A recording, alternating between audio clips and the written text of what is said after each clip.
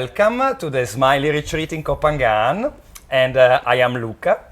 Today we have a special talk, and it's a talk about a subject that many of you will feel very close to the heart. It's the subject of stress and stress management. Modern lifestyles are great. Lots of opportunities to meet people, to do interesting things, lots of opportunities to work and realize yourself in different ways. Modern lifestyles often also bring less time for rest, more busy schedules, and over time, something we can call chronic stress. Well, there is something that you can do about it, and what I highly recommend is to develop a stress management strategy. A strategy around your lifestyle that allows you to let go of your day-to-day, reconnect with yourself at different levels, and experience states where the parasympathetic nervous system is activated and where you can relax and unwind. So today here I have three experts of stress management that bring forth three different disciplines that can be added to your daily life or your weekly life at least. On my right I have Geoff. Geoff is a practitioner in Copangan providing craniosacral therapy as well as trauma release.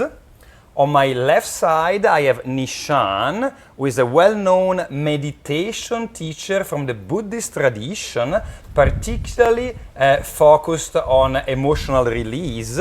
And Sarasai, who is an expert of sound healing with singing bowls and using the vibration of sound to create relaxation and change your states. Okay. Nishan, meditation is all the buzzword these days, but also is a very ancient methodology that comes from different traditions.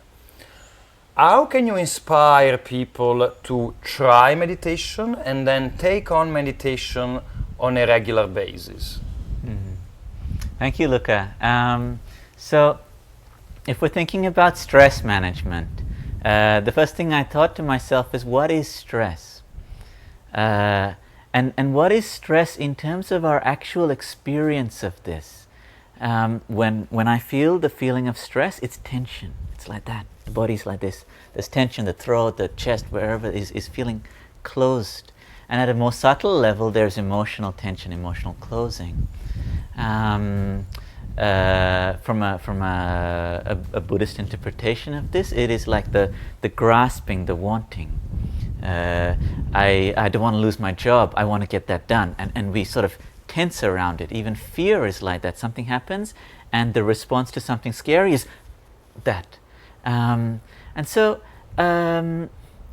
what I can suggest, awareness. If I were to say to you now, do you think maybe your right shoulder is tense? Or maybe the chest, upper chest is tense. Maybe the throat is tense. What about the upper back? And as soon as you just look at it, already there's like, oh yeah, maybe it is. Maybe it is softer. Just by seeing it. Now if you look at these areas, the right shoulder, the throat, the chest, the upper back, maybe the forehead, and if you bring your awareness into those feelings, if you feel the tension, and now if we just take a deep breath together, like a deep inhale through the mouth. Does it feel different? Indeed it does. I can feel alive. I just been following your instructions, and although I feel I'm quite relaxed, I was able to go deeper indeed, just following your instructions. So easy, yeah? This is the point. It's so easy to be free from all this pain. Awareness with softness, with kindness. Relax into it. We can be free. Well, that's meditation in a way, I suppose, or at least the beginning of it, yes? This is, fundamentally, so what I teach, my background is Theravada Buddhism. The Buddhist practice is not primarily focused on concentration.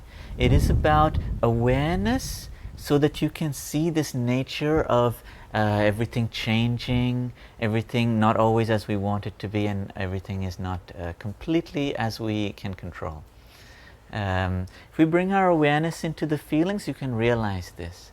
You bring your awareness into your tension in the throat, for example, you will realize, first of all, that yesterday I didn't have tension in my throat, now I do. You know?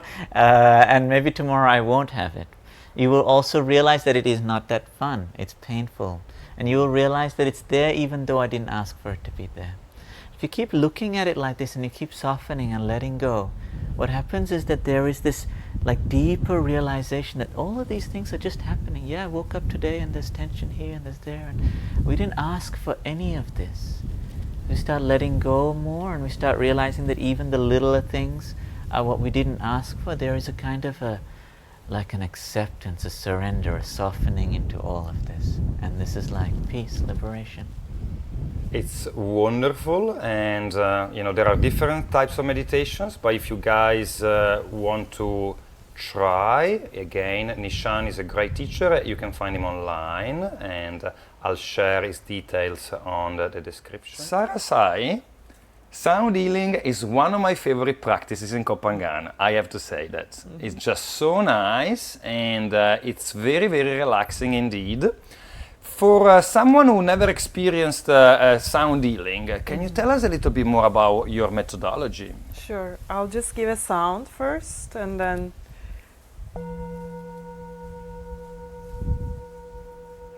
so it's slowing down everything. So it's taking out the time concept from our lives, which is bringing the therapeutic healing effect to the moment.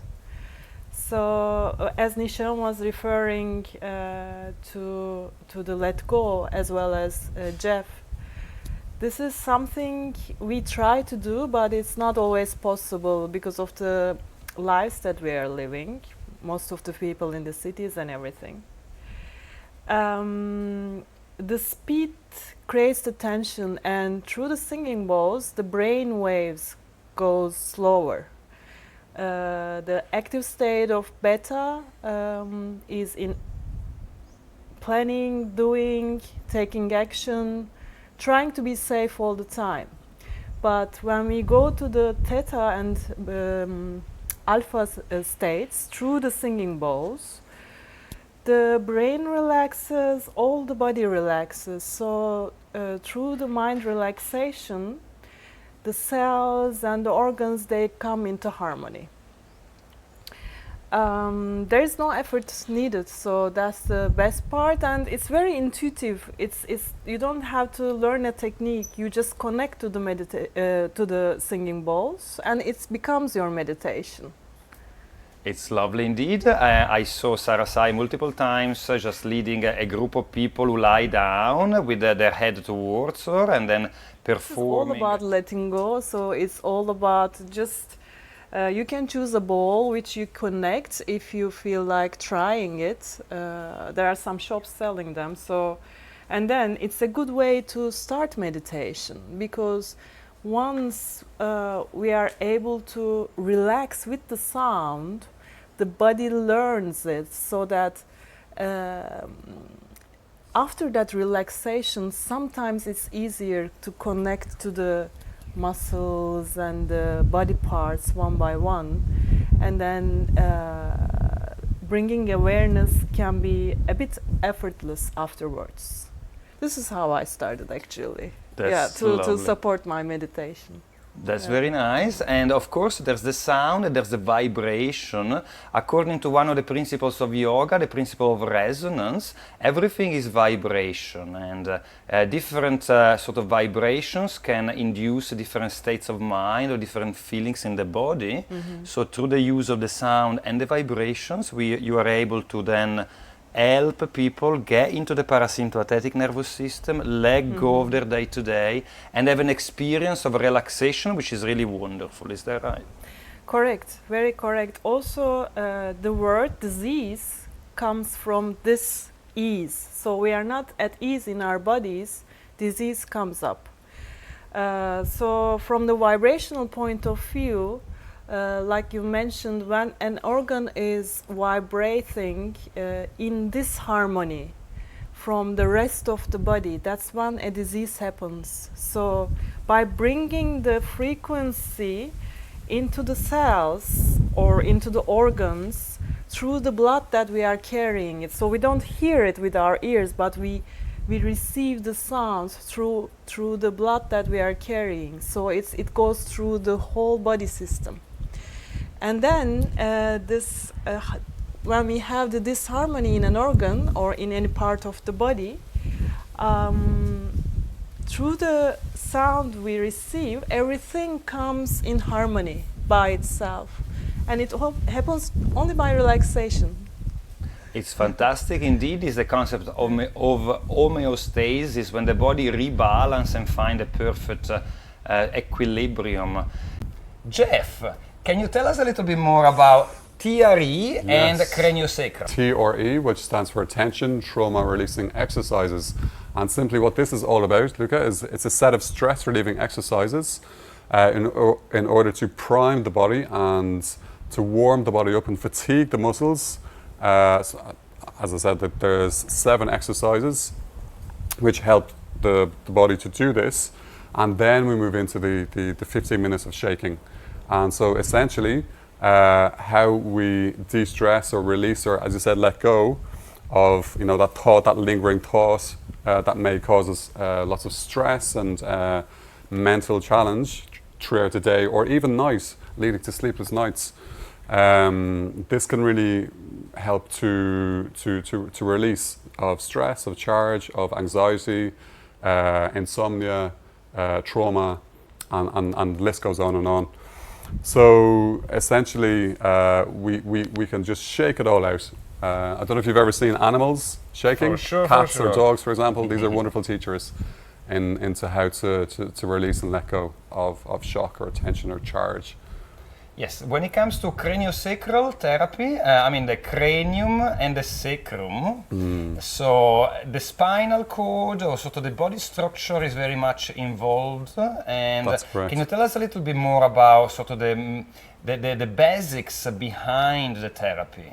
Sure. So effectively, biodynamic craniosacral therapy, there are 2 major big ideas around this modality.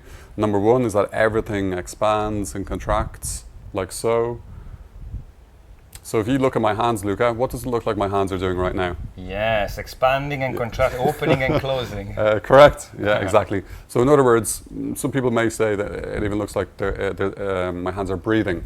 So, but what exactly is breathing, or in this case? So we're talking about the bones, the cells, the muscles, the tissues, the organs, everything is breathing. Or in other words, that expansion and contraction, always and every time, except when there may be trauma or shock. So for example, if we bang ourselves or our heads or have some kind of emotional or physical challenge, the body will stop breathing. There may be some parts that will still continue to breathe. However, some parts will contract in order to prevent itself from further trauma or damage. So therefore, along comes a craniosacral therapist and tunes in just with a very gentle touch and awareness, and then over a certain amount of time, when the body feels safe and the parasympathetic nervous system is activated, then the body will begin to just release and find that pattern of unraveling that trauma or shock and back into health. So that's a big idea of resolution, finding balance or equilibrium and homeostasis. And the second big idea, Luca, around craniosacral biodynamics is everything's governed by the wisdom of the body. So that's millions and millions of years of evolution right under the fingertips or the skin and the whole body. And with that guidance, you can't go wrong. It's wonderful, and you see how different methodologies can help you reconnect with yourself, let go of your persistent thoughts or different feelings that you might have picked up during the day, and really experience a state of homeostasis or balance. So if that means having a relaxation technique in place through sound, if that means having your own meditation practice that can bring you closer to yourself and your higher self, or if that means working with a practitioner that can help you through a massage therapy to reconnect, there are different modalities available today. Please research craniosacral therapy, trauma release exercise. There's lots of research and science behind meditation, and absolutely try a sound healing session. All these practices can be learned and further discovered on the internet. I'm going to put some different resources on the description, but of course the best for you would be to come to Koh Phangan, meet Geoff, meet Nishan and Sarasai as part of a lovely yoga, nutrition and healthy living retreat. So whatever you decide to do, if you're stressed, you gotta do something about it, and please start today.